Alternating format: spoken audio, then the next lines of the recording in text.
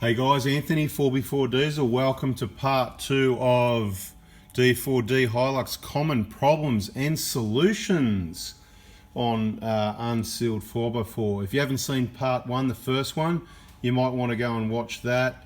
I don't even know what I called it. Anyway, we should probably know these things before we start the video so that we can tell you, but I'm sure you'll find it. It's probably got something. If you search Unsealed 4x4 on our channel, you'll probably find it. Now, we've been through the injectors and the injector seat problems and the solution and just correcting some of the information. Now we're up to what is it? Problem engine rattle. Problem engine rattle. I'm going to read to you for a moment. These motors are famously noisy. No, they're not. Sorry, I've stopped reading. That's me again. Famously noisy? You're dreaming. Anyway, I'll start reading again.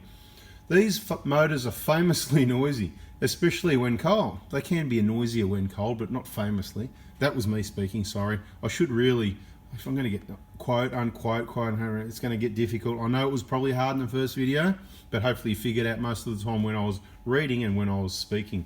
We'll start again, and I'll try not to comment. These motors are famously noisy, especially when cold. This could be a few things. Here we go. Sorry, that was me, the comments. I couldn't help myself. Here we go. Back to reading. With many reports that the injectors are, again, the culprit. This is me speaking now. Of course, they're the culprit.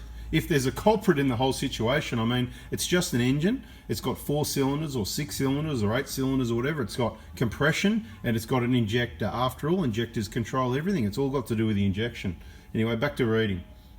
Injectors again are the culprit. From our investigations, this is usually the main spindle in the center of the injector sticking to the bore of the injector. Well, that's interesting.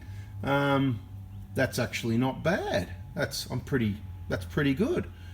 I wouldn't say that's a bit open. I'd say that's usually the problem with the older ones, but the later ones, like we already discussed, and that's why I've got these here, the DLC coating, that's no longer the problem. Unless you've got a certain brand of DLC coating, and I'm not going to pick any out, but there's some here that the coating's worn off and whatever. That's why, let's go back to genuine. Anyway, back to reading. This is usually the main spindle. See, you know who calls it a spindle? Bailey's used to call it a spindle. There's no spindle. We've told you. This is the command piston. This is the nozzle needle. Spindle. So you're reading off people's websites or perhaps speaking to someone using the wrong terms, probably reading and watching videos. Spindle, that's a classic Matt Bailey. Okay, this is usually the main spindle in the center of the injector sticking to the bore of the injector. As the tolerances are finer when cold and friction levels are higher, the injector holds open for longer, introducing potential overfueling issues. That's kind of, got some information accuracy to it. That's good. Much better than the first part at this stage. Reading again, sorry, that was me, that was my comment. Another theory is the noise is coming from the rockers. Oh my. Well, look, we should just keep reading, shouldn't we? We will. Which, when the engine has just started, haven't had the chance to be properly lubricated. The solution here is to always use a good quality oil and take it easy for the first 5 to 10 minutes of driving. Sorry, I've got to interrupt there. So you're saying the oil that was sitting on them all night isn't enough to lubricate them and it takes 5 to 10 minutes for the oil to get up there? I'm sure that's not what you mean, but that's what it sounds like. Okay. So basically the oil sitting on the lifters, they are lubricated. It's not a lubrication issue. Yes, use good quality oil, but that's a totally separate issue. The oil isn't making the noise, that's for sure. And of course, valve clearances are different hot to cold, and it can be some of the noise, but it's not what you're hearing, so just forget about that. Anyway, I'll go back to reading. The solution here is always use a good quality oil and take it easy for the first 5 to 10 minutes of driving.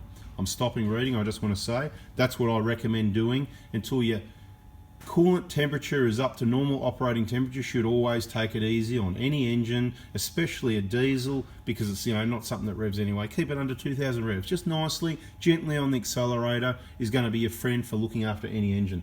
Back to reading. I noticed my own engine, a replacement with 120k on the clock. So this is me speaking again. So he's in his, if I've got it all right, he's got a 120 Prado and he's gone and got a dodgy second-hand engine out of another car from the wreckers and probably cost him as much as a new one would. I hope not. Anyway, we recommend only brand new long motors. If this happens to you, be sure to make contact, and we'll try and point you in the right direction. We've certainly got 4x4 Diesel Workshop partners and other solutions to get the things done right the first time. Prevention is the key, but we have got solutions in place. Looking at this picture that you're looking at, it's making me thirsty. We've got choices here. We've got water, we've got Coronas, we've got Great Northern Super Crisp, of course. The Coke in case we need a sugar hit. The Canadian Club is going to be refreshing like a snowball in the face. And if this video puts too much pressure on at the end, we're going to need the black. Anyway, back to reading. Well, I think I'm going to need a drink. Back in a sec. Okay, sorry about that. I don't drink much Coke or look, I've got a bit of a sweet tooth, you know. Need a hit every now and then, but probably 2 cans of Coke a week. It's better than 5 a day, I suppose. Okay, we went for the Coke. Going to keep reading. I noticed my own, this is reading, so this is the writer, aka maybe Glenn. I noticed my own engine, in brackets, a replacement with only 120k on the clock, sounds like utter garbage on a cold winter's morning. Well, that's probably because it's done 120,000 Ks. It's probably had contamination, pipes off at 40 and 80,000, plus the engine was sitting there at the wreckers with the pipes off. The injectors are probably contaminated, not working right, and now you've put it in your engine and you're going to wonder why it fails again soon, and be one of those people in another year or two going, oh, those crappy D4Ds, you know, oh, yeah, I did 2 engines, and, well, you know, it's the poor man pays twice. When you fix things the wrong way, when you do maintenance the wrong way, that's what's going to happen. Sorry, guys, but this is what I hear, and, you know, it's like, I haven't got a crystal ball here, but I can kind of imagine where it's going to go. Anyway, I find that funny. Sounds like it's almost like we're hanging on these cars, so he's really quite upset about the situation, what's happened, and obviously the solution may have cost some money that he wasn't prepared for, which, you know, I think it shouldn't happen. That's what my personal opinion. I've already said that, but these things are generally mostly avoidable, and they all happen for a reason. Simple maintenance is the way to prevent and avoid 99.9% of any issues in any of these diesel engines. And I've said it before, I'll say it again, it's not a Toyota issue. There's plenty of other brands, well known, that are a lot newer, a lot more recent, let's say. You know, let's name the Ford Ranger engine, okay? The pistons look exactly the same when they're cracked. They haven't been around as long. What do you think, you know, all the manufacturers are just crap and they can't make pistons. Anyway, let's get back to reading. Sounds like utter garbage on a cold winter's morning, but it comes good pretty quickly. Just take it easy, and if in doubt, see a diesel specialist and have your injectors inspected to see if they're still within spec. That's what I'll be doing come tax return time. Good, okay. Now we're up to the solution. Use good quality oils and change them regularly. I do every 5,000 Ks. That is awesome, and that's what we recommend. He says it's cheap comparatively. Yeah, oil's the lifeblood of the engine, and it is very cheap. Oil is a lot cheaper than an engine. That's right, and it is a contributor. It's not one of the main causes. Obviously, if it had blow-by and the engine oil was caked and things were blocked and it wasn't getting lubrication, it's going to be a bigger contributor. But, you know, leaving the oil till 10,000, I wouldn't say is a contributor, but it's going to be, the engine's going to last a lot longer and work in absolute optimum performance if it gets 5,000 K oil changes.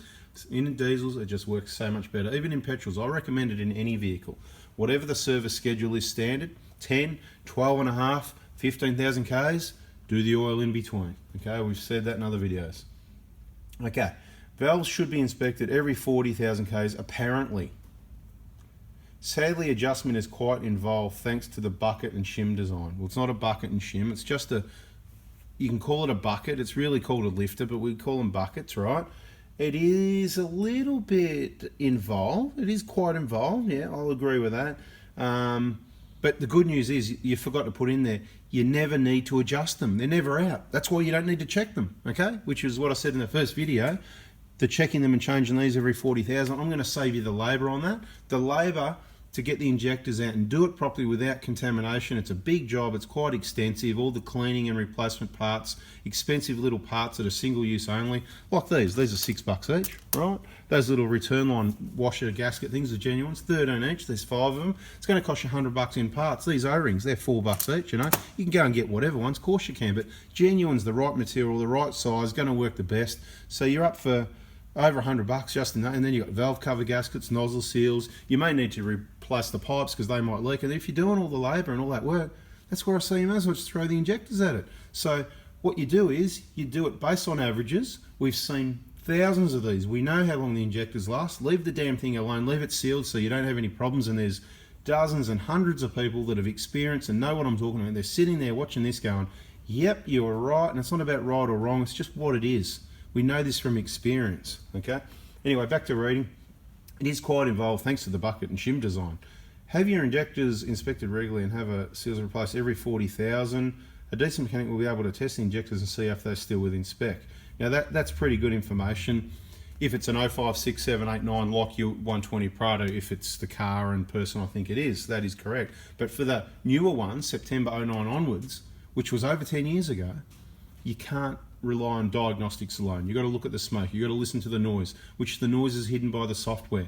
You've got to look at all these internals, these injector internals, and how long these seats last. And this is what we're saying. So if you've saved all this money from not doing these seats every 40,000 and checking the valve clearances that don't need to be adjusted, right, I'll just about guarantee it, as long as you haven't got a catch can, right, I'll just about guarantee that your valve clearances won't need adjusting before absolute minimum 120,000 Ks. I'll just about put my own guarantee. Oh, here you go. Here's a guarantee. You want an absolute guarantee? Here's a small business guarantee. If you purchase an injector kit from me, and that's when you check the valve clearances and they're within specification, I'll guarantee you that if you follow all the solutions we talk about, the procedure, those parts we've supplied, the whole kit, the job's done right by watching the videos in the VIP group, I'll almost guarantee your injector seats won't leak 120,000 Ks like I've done them, and I'll guarantee that your valve clearances won't go out within another 120,000 Ks. There you go.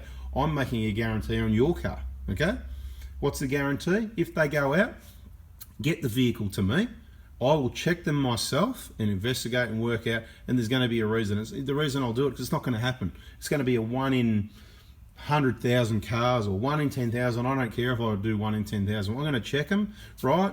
I'm even going to adjust them for you for free, right? If they're out by an amount that matters, okay? You supply parts, I'm going to do the labour.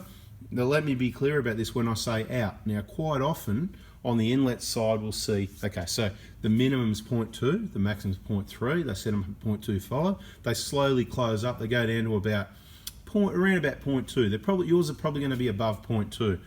Quite often we'll see them down to 0.18. That's not out in my opinion. It's out, but it's not out. We see a lot of that. We've seen valve clearances down to 0.05. Okay, so it never happens except for this case where the vehicle had a catch can and it was very dry and crusty in there. It's the only reason I can think of that's worn the valve seats down.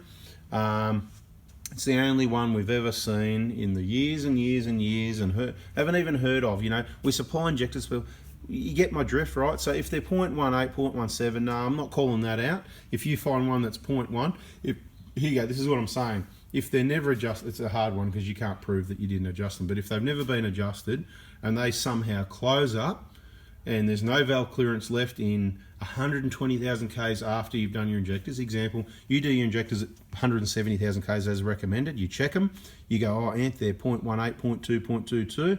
I go, no worries, leave them alone. They've just done 180, I'm going to guarantee them myself for another 120, right? So at 300,000 Ks, if the engine doesn't make it there or it's running funny and the valve clearances are down to 0.04 or 0.06 or anything under 0.15, there you go. I'm going to adjust those valve clearances for free. That's all I'm going to do. You supply the parts, I'm going to supply the labour. So there's a guarantee, right? There's a freebie. Bada bing. Is that not a good enough reason for you to purchase an injector kit from me? No, please, I don't want everyone rushing in. We're already busy flat out. It's just me struggling to keep up with it as it is. So you might think it's an advertising thing, but it's not really. I don't want to sell you injectors if you don't need them. So I'm going to go to the next step and say if you've got these DLC coded injectors, a lot of people have got to stop replacing them prematurely, right? Some people worry too much. Okay, I don't want you to worry, but we want you to replace them as required. But this video kind of long enough, I think. This is part 2, right? I'll finish reading, that's it. The next one is, there is going to be a part 3 coming, okay? So keep your eye out for part 3, and that's a bada bing, bada boom. Thumbs up if you got some info out of that and you like that one. Don't forget to subscribe and turn that bell on.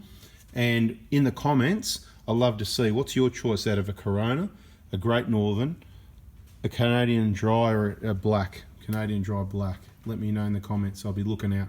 And if it's none of the above, that's cool too. We've got spring water for you. Okay. Thanks for watching, guys. See ya. Hope that's helped.